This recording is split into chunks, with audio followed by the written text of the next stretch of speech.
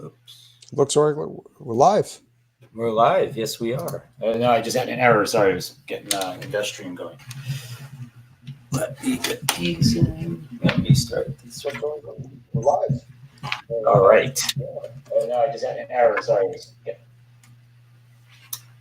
No echo, right? No echo, but we are live. All right. Timer's counting. Timer's up. Timer's up. Welcome, All right. everyone. Yes.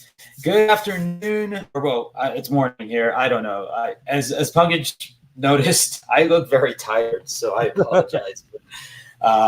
It has been a whirlwind week, and I have done my best to get ready for today. So we will make the most of it. But your questions make the time go fast. So welcome to episode 105 of The Raise. The Raise is a real-time interactive series on how to raise money. Now, the goal of this whole process is not to really give you a workshop per se or a seminar, but really to show you behind the scenes, a look at the research, the decisions, and the actions that I'm taking while actually raising money for my next startup. It's called Fantabulous. We hope that by sort of giving you access to a behind the scenes look that you get to see all of the things that get eliminated in the process.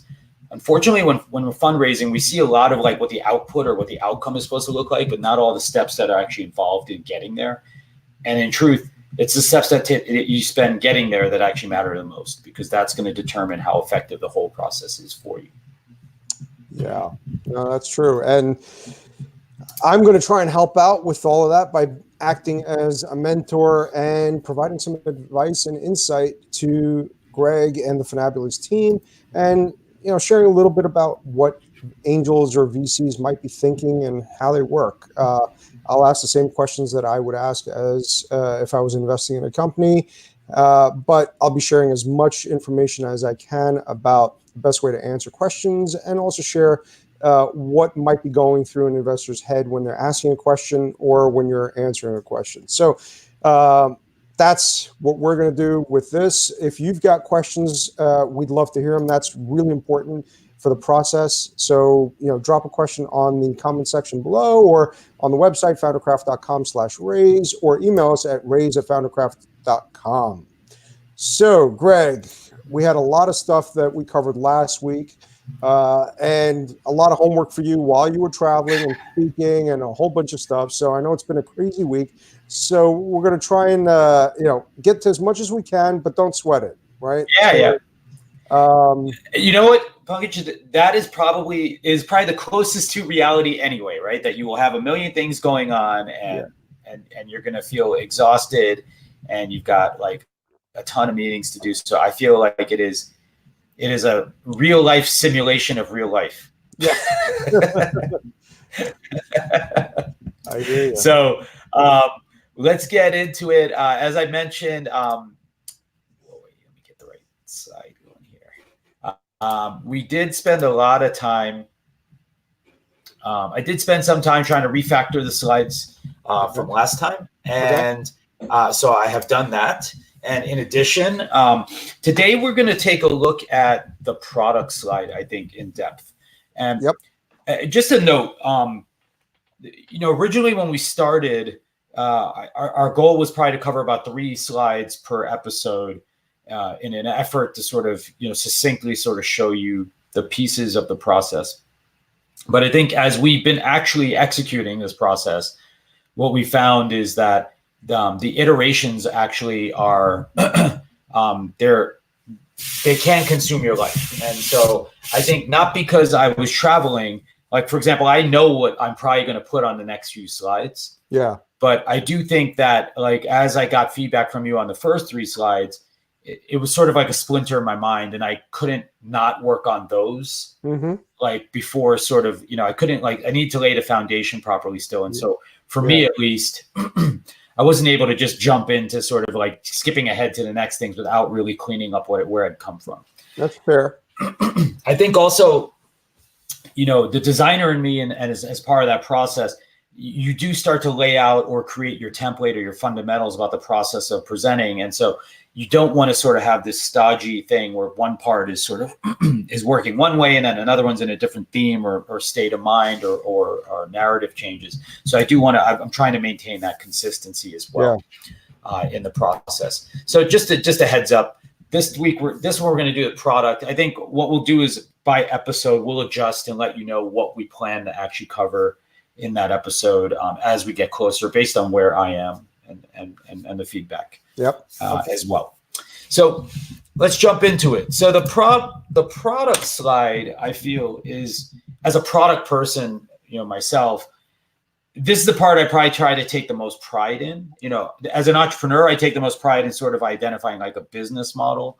I forgot, I had a diagram in here, but a lot of times when I'm working with startups, one of the things that I use this analogy of a barbell. And I don't know if that's because I've been like in the gym too much lately, but I look at the barbell where you have like on one side, you've got one of the weights is the product itself.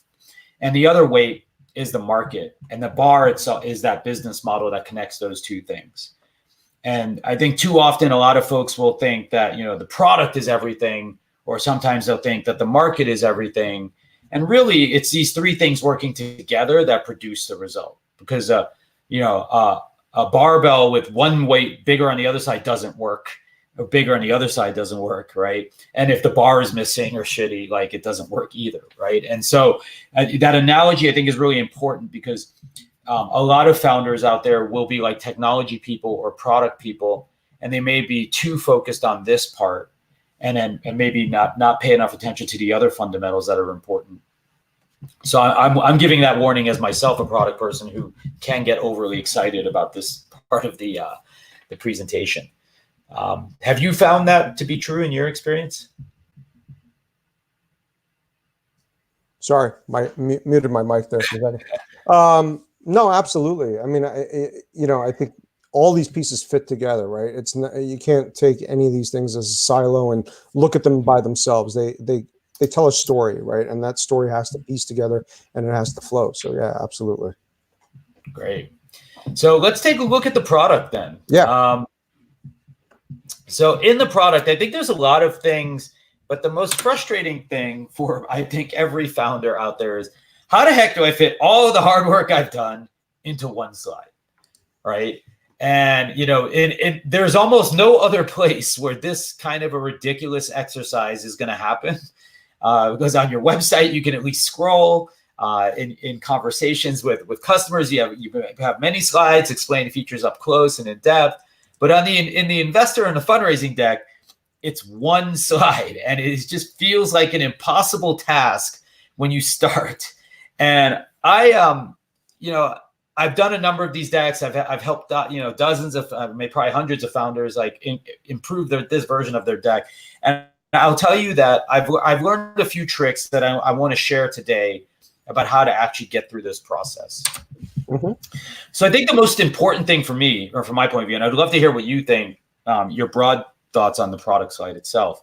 Yeah. But I think it's important to think in terms of the value chains that exist in your business, right? And a business, a startup, Paul Graham has that saying that like a startup is what is it? It's like a machine for creating revenue or something, like something to that effect. I'm paraphrasing, right? I think a startup is a machine for creating customer value, right? And if you are not creating customer value, then basically you don't have a business, which means that you're not a startup.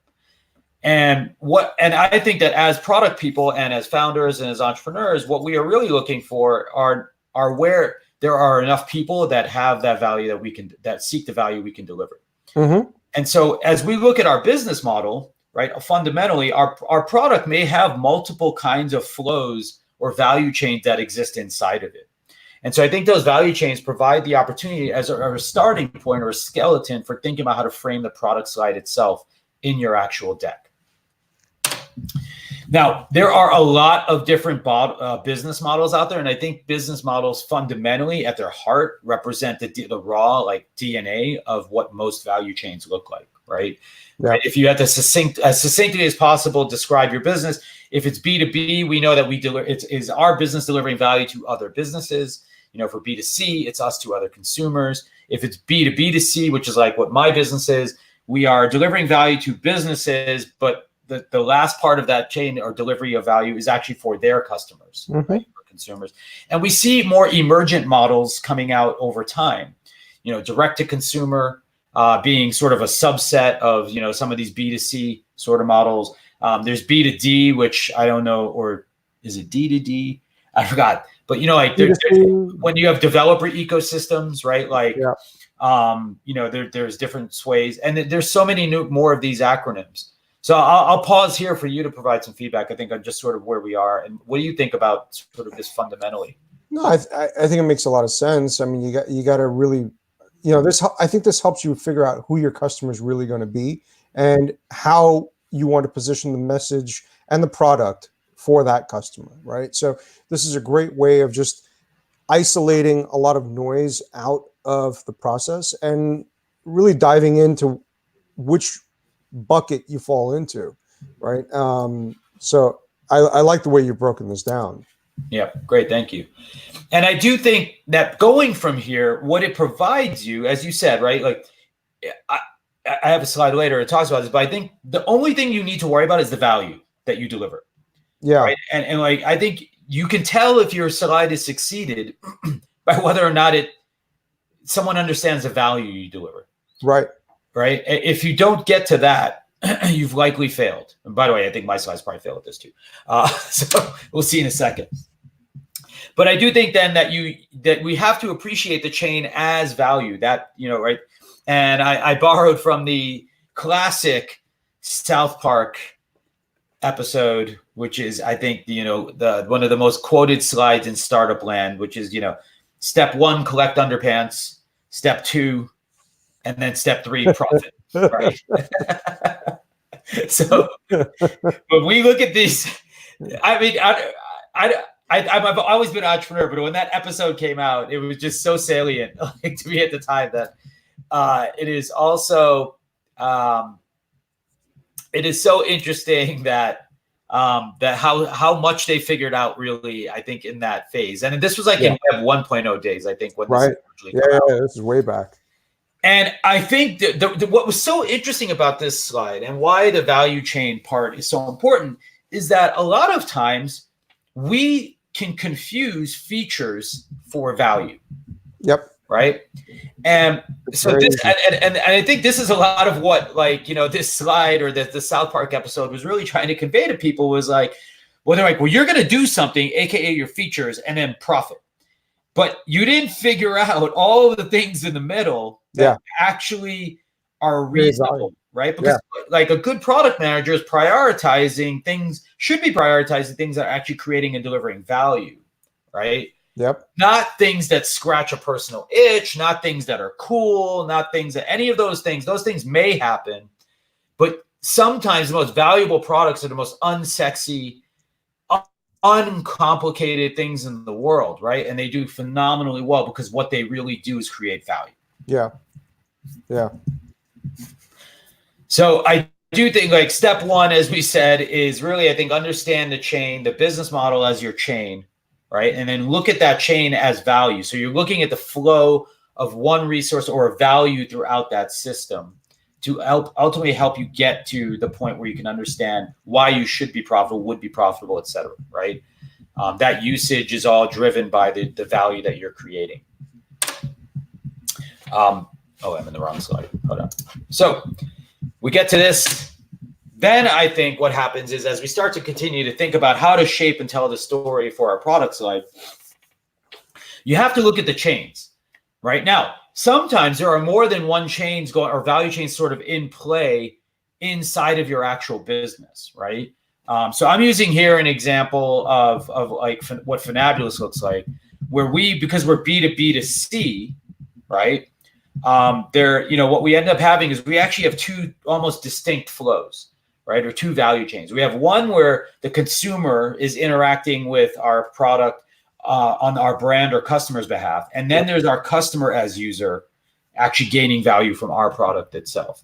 And so you can see that there is, for example, in flow 1, there's a few steps, and then there's this middle ground. And that middle ground is actually where our product is, right? Like the overlap between our two chains.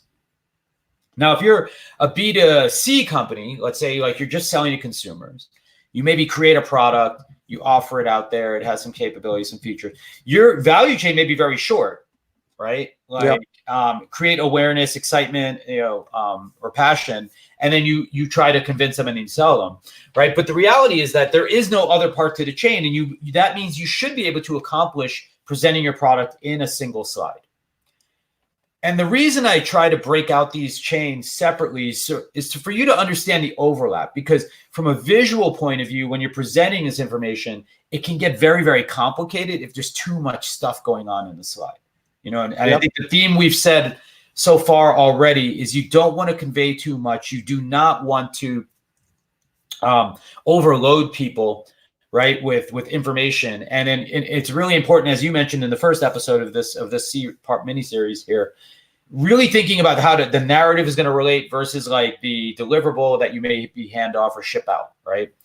Yeah. So I find the product slide to be, and I'm curious about your thoughts on this, one of the areas where I'm likely to have the most expansion in potential slides, versus like when I'm presenting in real time versus when I'm not, right? I think like in a deliverable PDF, it is going to be probably 10 slides that are quickly grokkable that I go through fast.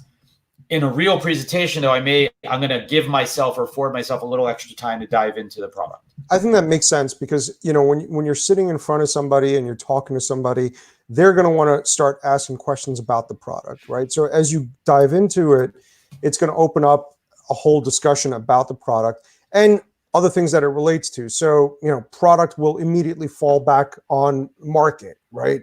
And then come back to who's your customer. And then it'll come back to, well, is this really a problem? And, so all of these pieces start tying back together. And that's when the conversation takes on a life of its own. It's no longer presenting a deck. It's now having a conversation about your business, right? Yeah. And when you're talking to somebody in person and you're pitching in person, that's ideally what you want to happen, because that means the investor that you're pitching to has engaged, right? And they want to dive in deeper. They want to really understand what's going on. So, I think the product slide will take up a lot more time, and it isn't necessarily a slide. It might be a slide. It may be 5 slides. It might be, a slide and a demo plus a conversation. It can take a whole bunch of different directions, right? Yeah. So, I think you're right. It will be a significant part of the conversation for sure. Totally makes sense. Yeah. And so you will still have to do some reduction of effort to try and get your product down to a slide, but don't feel like that's the only thing at play. Yeah. Right? Like, absolutely. And this is one of those important points, I think, in differentiating between sort of that initial interest deck versus the leave behind deck. Yeah. The live presentation. Yeah. So definitely something to keep in mind. So as we continue to think about these value chains, now we're comparing them. So in my case, for a B2B to C company, I'm going to put 2 product slides in because I need to show each chain a little bit differently. But I actually would love to get your feedback. So we're gonna go into that. We'll see. Let's do it. And I think at the end of this process, we'll have to look at probably putting together each of these decks so people can see what each one looks like. Yeah. So as we think now, once you've compared your chains, you'll be able to see, like, do I have too much for one slide, or potentially maybe I need to split it up and have like sort of call outs, or maybe or again, another tool or tip that you can use is leveraging appendix slides that allow you to sort of have additional ways to convey or talk about parts of the product that are available to you, but maybe aren't necessarily in the main flow of the story. So let's dive into this. This actually so the product side is my favorite. Probably, actually the market side I've come to like quite a bit, but the product side is still one of my favorites. And there are a lot of ways to actually show your product off to the world. Here's the interesting thing. I made all 5 ways. So I'm going to show you them for my company. But interestingly enough, these actually were like from previous versions of like this deck that I screwed around with in the past. And I was like, all right, well, I actually have them. I didn't actually look at what I was doing. I said, what are the ways that we could do this? And then when I went back and looked at my own stuff, I was like, oh, I actually have most of these. I had to make one of them up like from scratch for you guys today, but you'll get to see it. So I believe there are at least 5 ways to present your product that you may want to emulate or choose. And I think that the secret to choosing which one is highly dependent on where you are with your product's current development. Right? So these are increasing levels of fidelity, basically, that you are trying to parity with your actual presentation of the product itself. Also, I think, just as a caveat, some of the other parts here is that sometimes the complexity of your product may push you towards one method over another, just because it is too complicated to necessarily simplify down using some of these techniques. So let's dive into each one. And Pankaj, for each one, I'm going to ask you to give your feedback. Okay. So the first one in my mind is what I call the sketch. And this is basically where the high-level overview, where this is like a conceptual idea where I don't necessarily maybe have even made any of the screens, but what I have done is thought about how I think it'll work. Okay. And I believe this is a lot like the solution slide in some ways, where we're saying, like, here's this ecosystem we're planning to create. And so I'm just going to show you sort of how our products or our pieces relate to each other, but I'm not going to show you any of them in particular. Okay. So just as an example, I'll show you mine, and then I'd love your take on sort of this version of things. And so here you can see this from a previous version. I said, like, we're building a CRM and marketing automation platform for social businesses. And I'm showing at a very high level kind of like the constituent parts of our system, but I'm not actually, you don't see what any of these products look like. Yeah. And yeah, absolutely. What do you think? So, the thing here that may or may not be what you're trying to convey, but I'm getting is that there are 3 separate products, and they form an ecosystem, and they work together in some capacity, but I'm still not 100% sure in how this ties together. Perhaps it's a loop that, your followers, well, no, I'm not. Okay. Yes, this is crappy. So, so I just wanted everyone to know, like, I'm willing to show like the crappy things we do. And this, that's okay. And that's okay. This is like, I think I actually made this because something had come up, and I was like, crap, I haven't had time to think about it enough. Yeah. And I was like, I have to make something like this. And this was before we had a lot of fidelity, more fidelity than we have today. Okay. And so, yes, I think like this one is failing in a number of ways. Yeah. You're right, though, to some extent. There are kind of like 5 products, or separate products in my system. They're not necessarily like discrete products. I'm not sure. So, and by the way, this is something we haven't figured out yet.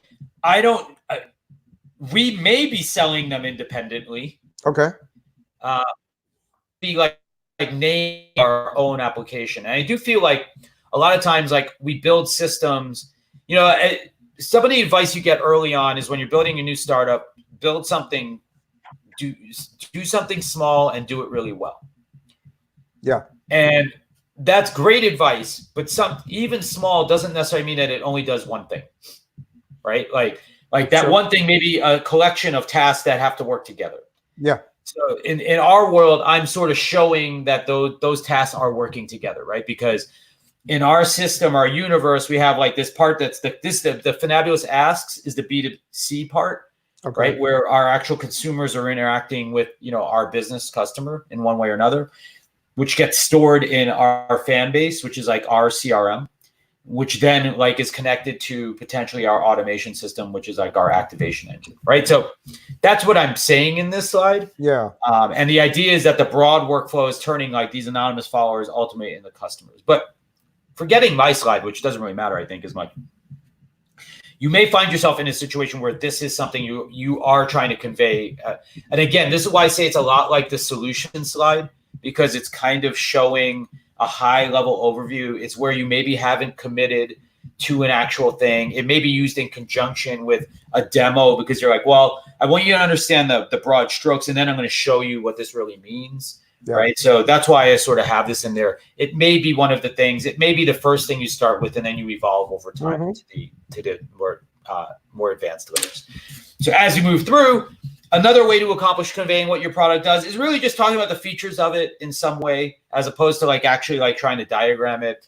And so I did a version that looks like this, where I'm actually just talking about a number of capabilities. I personally think this may work somewhat better as in a single slide sort of environment, where a picture of a thing that you don't have the voiceover for may not make a lot of sense, right? Yeah. And so at least here, I'm able to describe a number of the key features or capabilities of the business. In our case, because we sort of do two key functions, I sort of broke it out into two key buckets, the CRM bucket and the marketing automation bucket. But I think the important thing that I want to talk about here is really about how I've written the words around each of these capabilities and really tried to at least focus on a value that's being created for each of those things. And I'm not saying this language is perfect yet, but I'm not describing how the tool works. I'm describing why it works. Right. So, I'm not talking about how many attributes you can filter on. For example, when we talk about fan segmentation, we're saying quickly segment and search for fans by attribute. Right. So this is why it's important to you, not necessarily how it works. Right. So what do you think about this? Do you find these lists of features? Is this like a good way for what do you think about this? Like, I guess for a leave behind or. I think this is good. I think this works better than the previous slide for sure. I think this slide can be used for the deck that you mail out to folks for sure. I don't know if you want to put it into the teaser. It can go in the teaser, but probably not necessary. Maybe a watered down version of it in the teaser. And the deck that you present, you can also keep this in the deck that you present to somebody. Yeah. And just elaborate on things as the conversation flows. Absolutely, and this may be in my presentation deck as well. I haven't actually gotten that far yet, so we'll see. But yes, I think it does give a high level overview. By the way, this slide for me is the closest to what you might have in a sales deck as well, right? Because I do believe, in my mind, when I'm showing an investor my presentation, I want them to take the cockpit seat of the customer. Yep, absolutely. Right? And so this language, as a result, is not oriented around like, well, how does this create revenue for us, or how does this prove us to be a bigger business? This is the most customary part of the presentation itself. Yeah. Best project, small videos and decks before. We have a question. I'm actually going to get to that one in a second, Naveen. But yes. So I do think this is a good one. Again, these are not single. I'm not listing these because it's either or. Yep. They are tools that help you, I think, ultimately tell the story of your product. And so this could be another one. Now, another variation of this, right, or another tool in your toolkit is just the mock-up version. Like the sort of like, maybe if your product is, like, for example, if you're selling physical goods or retail products, like great product shots, that may be the best way to describe your product. Yeah. Right. If you're building, like, if one of your standout features is UI, then maybe like that's the thing that you're trying to do, because people are already contextualized now to the space that you're working in. And you're sort of saying, well, look at how simple we made it. Right? Like that may be a way to show or illustrate sort of the value. Now, this is a really super crappy slide. Like I just threw a bunch of screenshots on it, so don't take this seriously. But I do think like the idea of potentially leveraging visuals or screenshots, as the means of telling the story of your product is a powerful tool that you could or should leverage in one way or another. Yeah. Now, the problem here, of course, is it's one slide, or it could be multiple slides, but, you're still squinting a little bit, right? So I don't think it's necessarily an ideal or optimal place to. Yeah, I mean, this could be something that is in the mailer deck, right? May or may not need to pack it into one slide in the presentation. Right. Yeah. And as I've usually developed like customer decks, a lot of times these kinds of screenshots I do leverage in a tour.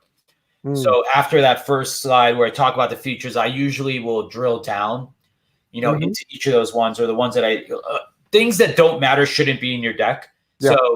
And that's why I try to keep them to as few as possible. But if I'm, what I'm trying to do is give a sense or a broad overview for people to create surface area for questions to be asked. Ultimately. Yeah.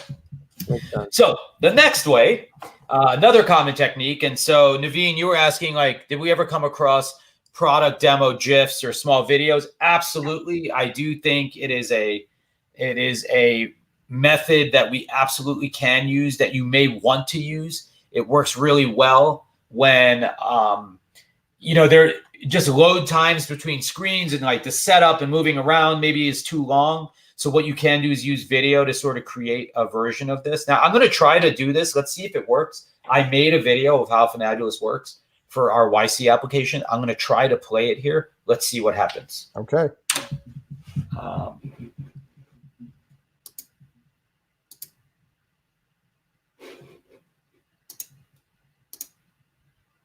So this is how Fantabulous works. No matter what social channel you have, you can link off to one of our engagement tools. This is an example of a poll. And all of our polls surveys support either like a video question as a lead-in, which makes this survey into more of a piece of content, or it can just be a static text survey. Now we're going to get to the text part of the survey, and I'm going to answer this simple poll. I'm going to choose fitness. I hit next, and the important part happens now. This anonymous follower is going to provide their email address, and suddenly they go from being an unknown to a known. Now they're a fan. Once we get into the admin, you'll be able to see how people move from being followers to fans and fanatics, people who repeat their activity. Now, everywhere in here, you can drill down on a specific segment of people. In this case, all the people who said fitness. One of the things we can do is, for example, send them a message. Now I can follow up with all of the people who said fitness with another survey to get some more of the details from them. So here you see I'm linking off to one of my other surveys. Once I hit send, without any additional tools or without any direct messaging, I can send and communicate with my family.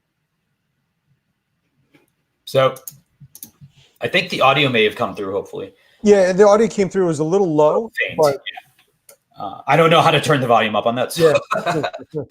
But that was a 1-minute video that I created on my computer, literally just for tips. I recorded the video and then I just did the voiceover after the fact. Yeah. But, and I think that in sharing that to friends and some early folks, I've gotten great feedback on that because it does very concisely put together a story about it. Now, I highly recommend that if you're going to do this, to try and script it out a little bit. I'm not saying write every word, but I did that in like 3 takes. I did it, and then I was like, oh, I messed it. Usually, if the video is right, you can work on the words over and over again, and as you do it a few times, you get better and better at it. So, what do you think? Do you like getting those videos or?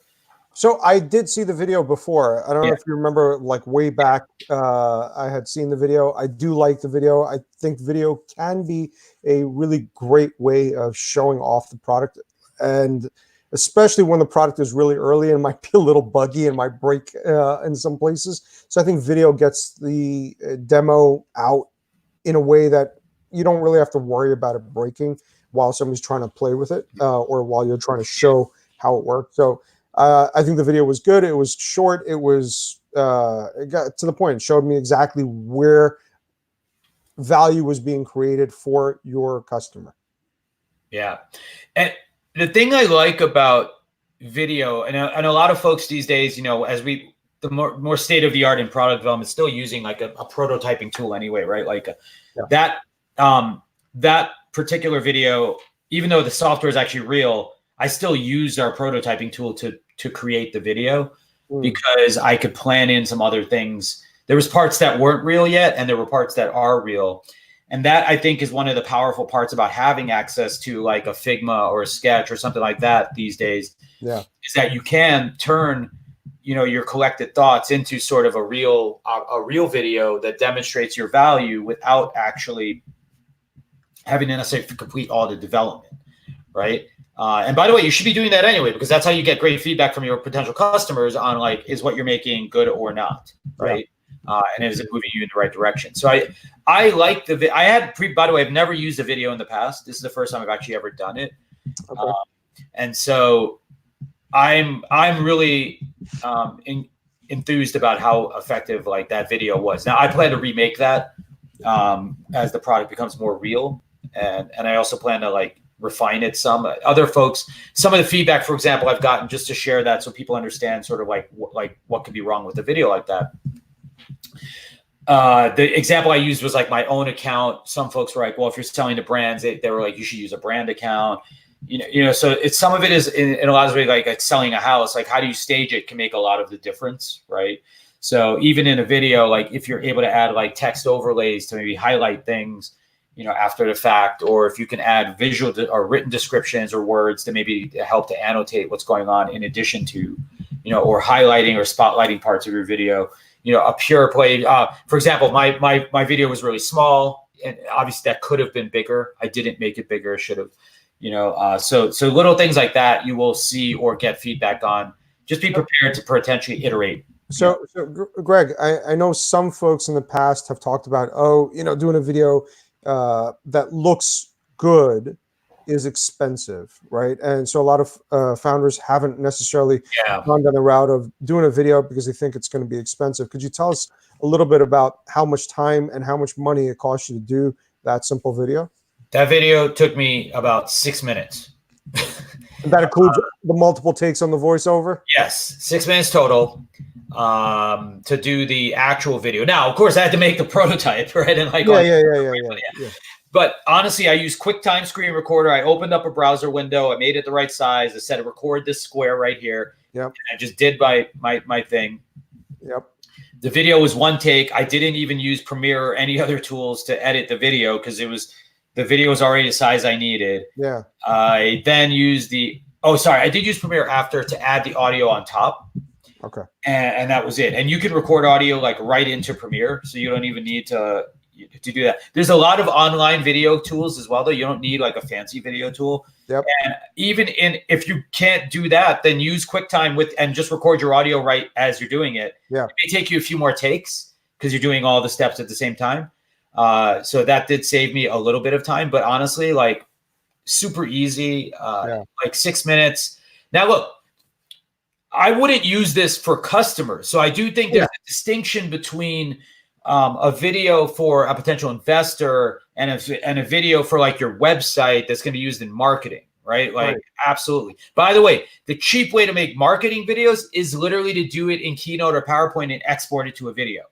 You can do all of the same things. You get free animations. You get all this cool stuff that'll work for you. And you don't need to be a video person. Yeah.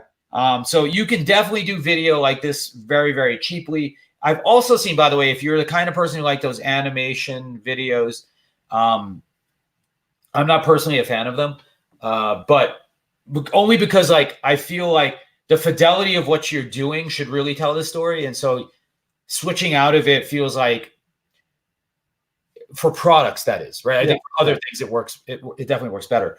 But I do think like in a product universe, I'd always prefer to be able to use my product to sell, right? Yeah. But I do think if you like those animated videos, I get hit up all the time for these services. They'll do them for as little I've seen as like $250 and up, right? Yeah. But there's no excuse that you can't make a video of how your product works on your own right now, literally. For no cost. For zero cost. And probably almost no time, because you know your product, you know how you would pitch it to someone. Just do that pitch, record it, then go through and start to refine and try to make it shorter and shorter and shorter. Yeah. Cool. Absolutely. Yeah, no, it's a great question. And it is not a reasonable excuse that you cannot produce this on your own. Yeah.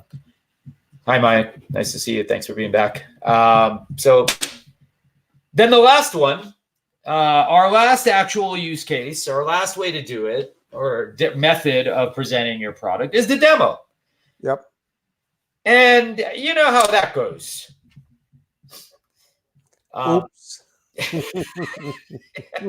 So I will tell you that from experience with customers, like doing sales demos, there have been more than enough times where something doesn't work. Yep. I am not telling you that you should not do live demos. What I am saying is that if you are doing live demos, there are two things that may go wrong.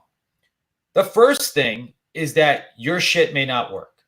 So something could be wrong. VPN, the Wi-Fi is not connecting, et cetera, et cetera, et cetera. So I believe that if you are planning to do a technology demo and you can't run it locally, just be prepared for the potential inevitability that it doesn't work. Yeah. Something goes, I've been in presentations where we get there, I got all my dongles, all my adapters, but because I can't join the Wi-Fi or something, like I can't get on the screen to present, and then I have to use someone else's computer, and then I can't log in because of like some other thing, and then you don't have your demo.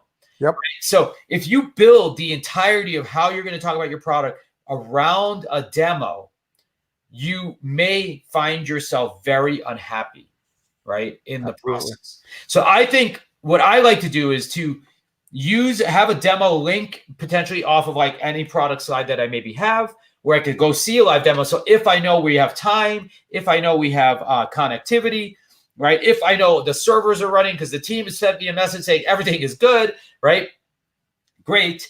I'll say, hey, let's take a look at this for real, right? But be careful. Just be prepared. Like, don't paint yourself into a corner where the only way you can talk about your product is with a demo. I think you're opening yourself up to a lot of danger in that scenario. Now, that was the one thing I said. There is an entirely separate thing that can go absolutely wrong. And it is not necessarily wrong. It's just that it won't it steals time. Because once you start to demo, it can become a time sink where people never want to leave it, right? And that time sink is good to the extent that people are engaged, but it may also be really, really bad. If you've ever been in a play or seen a set of a movie, the set can look great when we frame it through the lens. But the second people start to pan left or right is when you suddenly see that there's a whole bunch of stuff that maybe isn't quite right, that isn't all the way there, that the story isn't quite complete yet. And I don't know if that's where you want to be yet, right? So you've got to make the decision, does actually seeing the product create a liability for you as opposed to the story about the product itself? What do you think? No, I think that makes sense. I mean, demos are not always the smartest thing to do. And, especially when you're talking about customer demos at an enterprise, right? Like you're probably going to have a lot more restrictions, and a demo when you're walking into a large enterprise is going to be a little bit trickier. When you're doing a demo at a cafe, could be a whole host of things going wrong. Yeah. So, don't, like you said, don't build your pitch around the demo, right? Let the demo be an appendix that gets added on at the end if there is time. Yeah. I will also say you raised a really good point there, and something that has happened. It's come up for me. It's not something we've done, but and especially in enterprise use cases. But which data you show, right, can have an adverse effect on how people feel about you. So if you have an enterprise product and then you're like swapping into customer accounts, they're like, so wait a minute, are you showing one, you have access to everybody. Like, people don't necessarily like the idea you have access to everyone's account. Two, are you like out there like next showing my data to like someone else, right? So you've got to be very, very careful about like the data you have. Now, just as a tip, what I often do is whenever I ask a customer to use their data, I will ask them ahead of time. I will get their permission. And then as I'm about to do it, I was like, let me show you what one of our customers has done with it. They've given me permission to actually share this with folks, right? So very important to like set that stage properly and upfront for people so that you can actually make it clear that you're not violating like every one of your customers' trust and rights every time you're doing this, or every time you're showing your product, or every time you win a new customer, because by sort of infiltrating their accounts and showing a number of things off in the wrong way. Yeah, absolutely. So I think it's really, really important that you be careful with that. If you can have and you do have the ability to stage and create your own data sets, do that. It's going to be a lot better for you ultimately. Yeah. So the last slide that I have in the product. Oh, what the heck is that? How'd this view come up? That's interesting. Yeah, I didn't know that one was in there.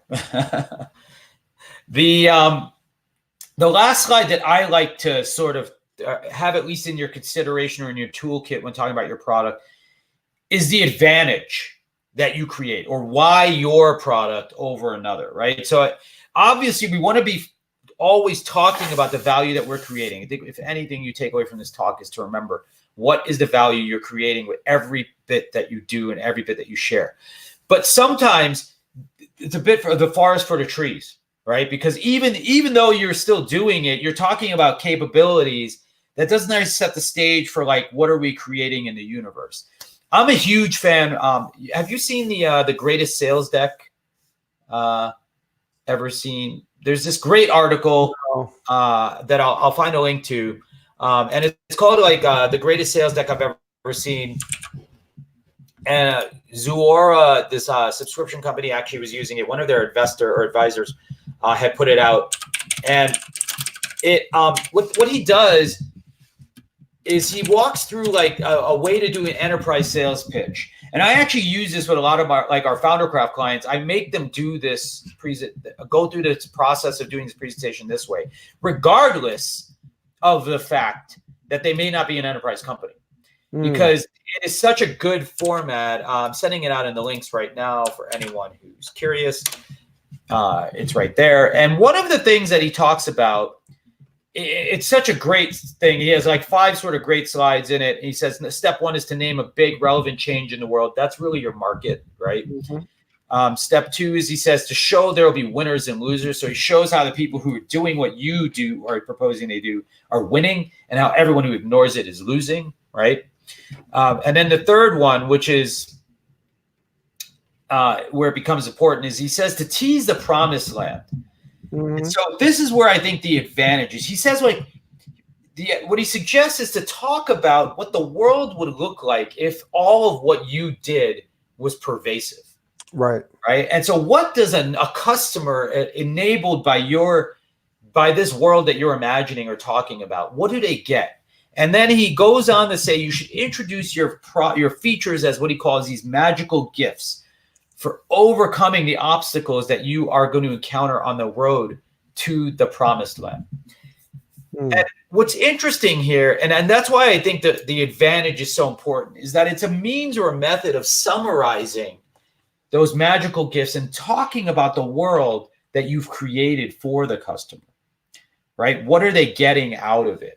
And a lot of times this is like a summary or our unique advantage. And so I've put one together here for Fantabulous as well, where I say, well, what is the advantage of our system? Not like the actual features now anymore, right? But try to look at the actual things that someone leveraging our platform would get. And this might be the answer to, well, why wouldn't I just do X, right? In a lot of ways. And you have a lot of X's that you potentially compete with. And so why us over X, right? This is part of what I'm trying to answer here. And so for us, I talk about being socially native, whereas traditional systems are oriented around a different universe. We have purposeful engagement as opposed to sort of the non-purposeful engagement that you sort of have today. We have a fan-first system, so we're getting fan-first data, primary first-party data, whereas everyone else is still working or decreasing, but being forced to move to from third-party data to first-party. We have a highly attributed audience, so we know where people are coming from and what they're doing. We do this outreach at scale as opposed to one-offs, which you have to do today. And we give you all these insights and an audience that you could tap into on demand. And so now these are not necessarily the final ones or done, but what I'm trying to do is to tell a story about the world that will exist when we are your solution versus what exists or what you may be suffering through today. What are your thoughts? I like it. I mean, it's could you just keep the slide open? Yeah, sure.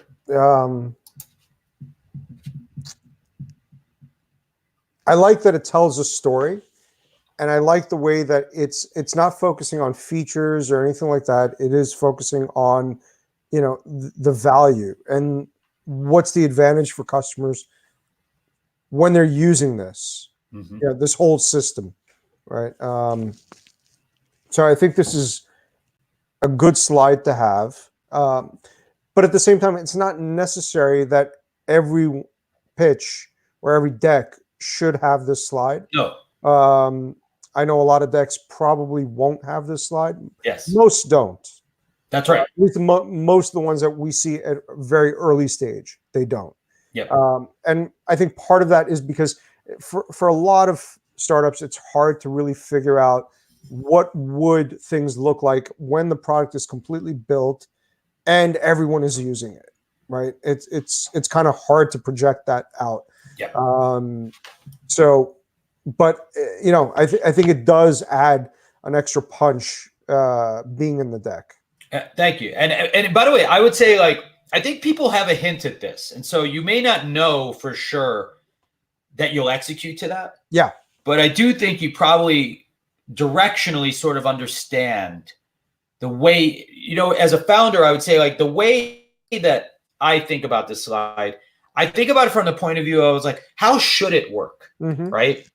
That's sort of like how I summon these ideas for this slide. It's like, how should CRM work for people who are social businesses? That's like the question I'm trying to answer for myself, right? Yeah.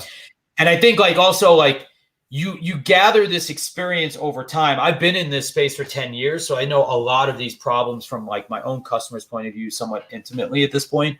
And so you get the benefit of talking to people to learn how much they want or imagine that world. And I would argue, by the way, the number one thing that talking to prospects and customers will give you is this slide.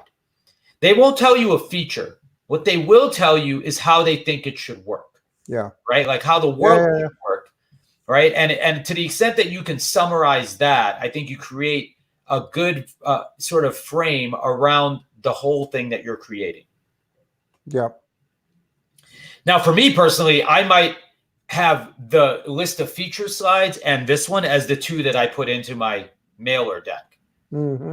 Right? And then I wouldn't do any screenshots or anything like that because I want to do the demo with them. So I wouldn't give them an opportunity to see that on their own. Right. And things like that. But I might include a link to the video because I know that way I've been able to pack quite a bit of the story together. Yeah. So we are running down to time. We've covered from as many points of view as possible the product slide. And now, as I will try to do in every episode, I'd like to give an update on where the deck is. And put it all together. Yeah. And so, as I mentioned earlier, I spent a lot of my time so far thinking about. I could the splinter in my mind. I had to refactor those slides, and so I'm going to show you the version that I did for the first few, and then we'll go through the rest after that. So this was my original problem slide. Pankaj, you gave me a lot of great feedback on it. I actually did about 5 variations of it. I didn't bring them all forward. I should. It would have been interesting to show. Yeah. But I spent several hours sort of like iterating through like what your thoughts were and trying to think about what am I doing wrong here? What am I really trying to convey? And finally, where I ended up was with this. So I'd love your thoughts. Better. Okay. So we got social content, $178 billion global marketing spend. We've got $15 billion in influencer marketing spend by 2022, $37 billion in social ads. Wow, you really broke this down. $120 billion. So CRM, $120 billion. That's across all types of CRM, right? Okay. That's SaaS, CRM SaaS. Yeah. But since there is no analog, So I tried to illustrate this by showing it in gray that it's not actually in the stack. Yeah. But that's more my goal here is to try and illustrate that this is where marketers spend money from a tool point of view. Right. So now on the green, the bottom part of the funnel, that is the target market that you're going after, right? That's right. It's the revenue that is currently being lost because we don't have the effective tools to get to that. Okay, so my only question here is why the question marks? Hard to figure out what the potential market size is there, or good question. So I did find one number that said that, and this was like the current, and so it wasn't ideal yet, but they said that there was like a 80 cents of value return for every dollar spent on social. So. All right. So now, are we talking about that 178 billion then? Yeah. So it would be 80.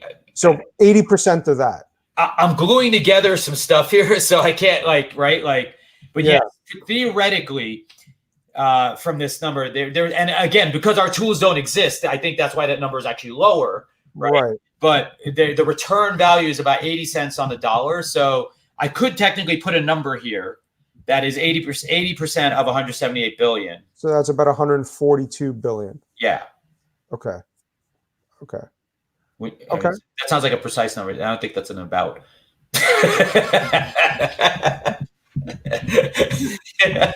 Yeah. He's like, I forgot the decimals. That's only about. Right. Would that be? And by the way, I left this here because I didn't know what to do with it, and I wanted your feedback on it because I remember you said if you could tally it and show me a thing, right? Like, would it be okay in your mind if I did that?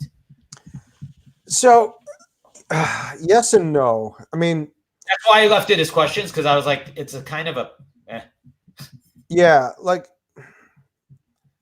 I think if you said it was 80% of total global spend on social, and you had a source to back it up, that's fine. So maybe just a little footnote with the source, but the way that this is laid out is it's a little confusing in the sense that people are spending 178 billion on social. That includes influencer marketing, social ads, CRM, and marketing automation. So yeah, that's right. Because the CRM marketing automation is not in that 178 billion. It's not. No. So my option is one way is to take those numbers out.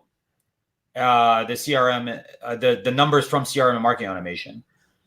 I think the way that it's visually displayed over here, it makes sense to take out because it's confusing. But at the same time, part of the value add that you are building into the product is allowing CRM and marketing automation functionality, right? Yeah. So it would be important at some point to identify like what percentage of the CRM and marketing automation markets are focused on social, and what.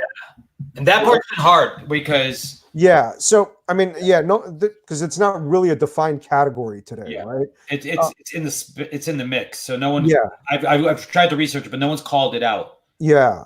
So now if I go back and I say, all right, let's just scrap all of that for the time being and just say, we're just focusing on social, and here are the different components of social, right? So let's just take, let's say the numbers on the right-hand side, we just take out those numbers except for the top one.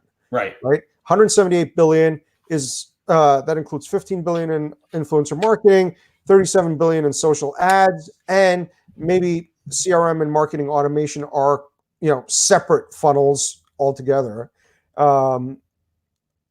But the problem that I have with that 178 billion is that there's still, another 120 odd billion that's missing. Like, where's that 120 billion? And so, so the problem, that number, I don't have a greater breakdown of it that I can speak to. So that, because it's hard to identify. So it's probably like salaries and other things, right? Like there's still other, like the content being created. So the 178 is actually of all of these, right? And so like of the, and the reason, by the way, the way I got to that number, which is also kind of an asterisk, right? Yeah. Is that what I've the research I have is that 13.8% of marketing budgets are going to social media. Okay. And the global spend on marketing is like $1.3 billion. Okay. Got it. Yeah, I mean, I think these numbers are very large, but if you tell me that the market that you're going after is a $140 billion market, I'm going to ask you for a whole bunch of data to back that up, because a $140 billion market is massive, right? Which, yeah, well, the market we're going after, yeah. Yeah, so it's not to say that it's not 140 billion. It's more of any investor that you say you're going after $140 billion market, they're going to say, that's huge. Where's all the information to back that up, right? Yeah. So you're going to have, third-party sources that kind of back up that number and be able to lay that out in a way that's like, hey, here's all the different pieces, and here's kind of, a Venn diagram of all of the different spends that are happening and where you fit in, right? Yeah, and I think that that's not what I'm trying to convey here, right? So what I'm trying to convey is that this money is being wasted, not that that's our market. Okay. Right? Yeah. So my point, based on some of the feedback you gave last time, is that there's a big pile of money being spent that doesn't yield the results that you want, right? So I'm not taking on the 178 billion. I'm making it useful, right? Yeah. Yes, and fair. Investors are still going to want to know that there's backup for that, right? I mean, these are not fake numbers. Like, I know these numbers are real. So here's the thing. I don't have to use the 178 billion. I could say 13.8% of global marketing budgets are spent on social media. And that might be better. Okay. And if you could say what percentage of that 13.8% is being wasted, right? So it essentially has zero ROI. That might be helpful. Zero ROI. I mean, but the problem is, so the problem with that is that I believe most people have made up fake ROI so that they can say they have ROI. Okay. Are there any independent sources that essentially talk about here, for example, maybe it's two stats percentages that we should put in here instead. So you remember originally I'd said like only 25% of people can tell how effective the ROI is. Like that's another CMO stat. Yeah. So I could what I could do is in here bring back that number, that stat that's saying only 28%, 25%, 20, whatever it is, right? Actually can tell what number is coming out here. Yeah. Right. Yeah. And then convert this to a percentage, and then maybe I'll put like estimated 107 billion in the small letters so that it's not like I'm like, hey, yeah, look at that. But I think like based on your feedback last time, that was what I'm trying to convey is more so that there's a massive inefficiency, not that we are replacing that. Like we're inserting part of the funnel. So if ostensibly you can see where we would be smaller than the top of it. Right. Yeah. So I think if you change that around, if you take away some of the numbers here and just show like, hey, this is how much is being spent as a percentage of total media spend, and this is what's being lost, and only 25% of the people out there even know that this is being lost. Yeah. I mean, no, 75% don't even know that they're losing this money. Only 25% actually know that it's being lost, right? Right. And so the bottom over there is like, hey, most people don't even know what's coming out of the other end. Right. Right. And for the questions, what do you think is a good way to answer that then?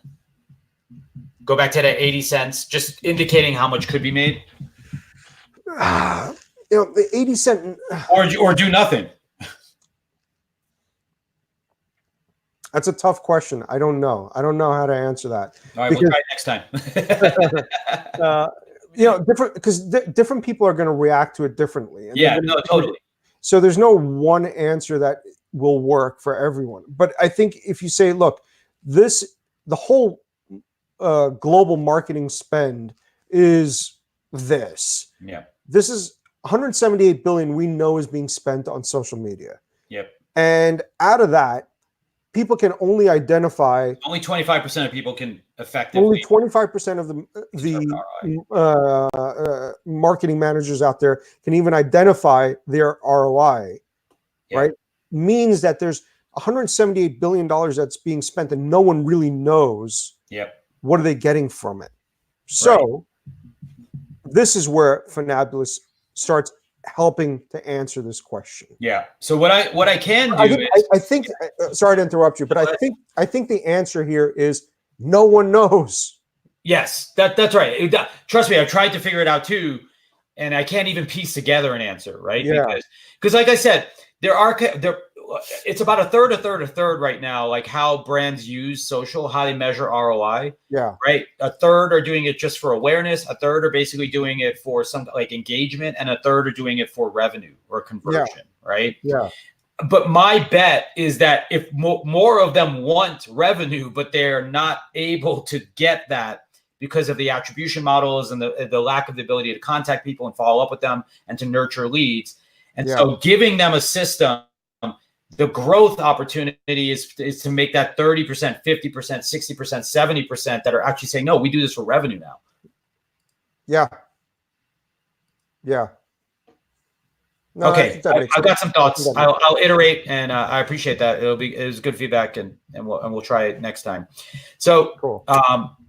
On the market slide, this is where we were last time. Right. Your primary feedback, was really that I couldn't tell what you were focusing on or sort of like where you were starting, which I think is totally fair. So I have revamped that to now be as such. Yep. Okay. So it's at 70 million influencers and celebrities, 25 million Instagram business accounts, and okay, so 60. So that intersection is what you're focused on, right? Yes, I'm focused on. Specifically, we will be starting on the companies who are retaining influencers to do influencer marketing that are with the goal of driving people to action. So that part of the universe. Right. So now within the visual here, that is an $8 billion spend. That's right, on influencer marketing today. Okay. And 63% plan to increase that spending over the next year. Mm-hmm. Okay. So, and that's what you're focused on right now. Yes. Is the companies who already know that the way for them to drive the action that they want is by working with influencers, because what that gives me is access to both sides of the marketplace. Yep. And so the reason I have the big circles both there is that we will be growing into both sides of the house, right? So we will be trying to win as many of these influencers and convert them to businesses using Fantabulous. And we will also be trying to work as many of those 25 million Instagram brands and bring them into our business as well. Okay. So my only real feedback here is to say the 63% that plan to increase spend, say in 2020, if that's right. Okay. What they're doing, so that people know, like, hey, expect a big bump next year. Right. And if there's data that supports, I have a number that's predicted. Is the number for what they've expected to be in 2020 better than like the percent increase, or is the percent increase more interesting? I think both. So you can say, hey, 63% of people plan to increase their spend 2x in right. 2020. Okay, gotcha. Okay, yeah, I have both of those. Right. So the thing that is missing here in the market slide is the number, right? So this number, we know that that's an $8 billion spend today, and it's going to go up to something, right? We don't know what it's going to go up to. It's supposed to go up to 10, actually. Okay, so that's the only piece that I would say is missing. Okay, yeah. Well, actually, because even in the previous, in the previous slide, that number is. Oopsie. How the hell do you go back? Yeah, in that previous slide, I have that number. Where is it? Yeah, 15 billion is estimated by 2022. Perfect. So I would say take that number, move it over here. Okay. Because that's important to know. It's like, all right, it's 8 billion today, and they're expecting it to almost double in 2 years. Right. Right. So that's significant, right? Okay, great. And it gives some kind of weight to the value of the market that you're targeting today. Mm-hmm. And, you know, what you're going to target later on is probably going to be bigger than that. So yes, absolutely. And that's what I tried to show on the sides was that there's a lot of other people to grow into, but this space where we know there's rapid spending, increasing spending, where we plan to focus our energy in the beginning. The thing that I would say, at least visually speaking, with that bar is it doesn't really convey that to me. It doesn't really convey like, hey, it just says like, all right, this is how many other things are out there, but it's not conveying to me that these are potential opportunities that you're going to go after over time. So perhaps you want to have an appendix slide that is going to basically say, okay, here's a timeline. And basically, you know, this is what we're going after today. And we think that, you know, in 2021, we're going to also go after the 65 million Facebook local businesses, right? And that is, you know, an additional, you know, $4 billion market or whatever, right? And kind of lay that out in appendix so that the investor can now see a holistic view and say, all right, you know, day one, you're going after a $15 billion market in 2 years. But overall, you're going after a $60 billion market or a $140 billion market over the next 10 years, right? Or whatever. So it just shows that, you know, yes, today you're going after a very specific niche in that market, but it is a huge market and it's getting bigger. Yeah. And over time, as your capabilities expand, you will go into each of those different areas also. Yes. Absolutely. But they're not different areas. They're just, you know, another segmentation of the same market. Absolutely. And then that is factually true, right? Yeah. And what I can also do is I'm going to add some arrows here, though. I think just like white, or just to like give a direction. What I was trying to do down here was include like to hint at that, but I think it may be getting lost. Yeah, the bottom part is getting lost. Yeah, and I also could maybe I'll try some variants of it, but just to make sure that is also more clear. Yeah, in the process. No, otherwise it's good. Cool. Otherwise it's good. All right, great. So then we have the solution side, which I think we were mostly okay with. I haven't changed anything here yet. Then we get to the product. And so this is where I do now start to say, this is my first value chain, which is my B2C one.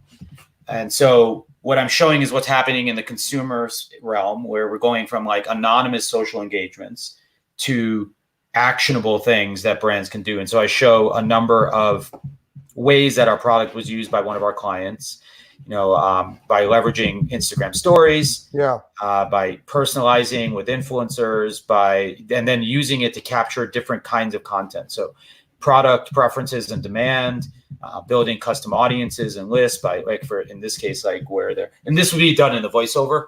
But here, they're, for example, figuring out where should they open their next store. And so now they're automatically building a mailing list of like people to contact when they do open that store. Over here, they're able, because they're choosing like which product type do you like, they could start marketing to you like specific products now based on knowing that you like these kinds of frames if they come out with new models or one of them goes on sale. And then, of course, the last step is like the identity step, where we're converting people from like unknowns into knowns.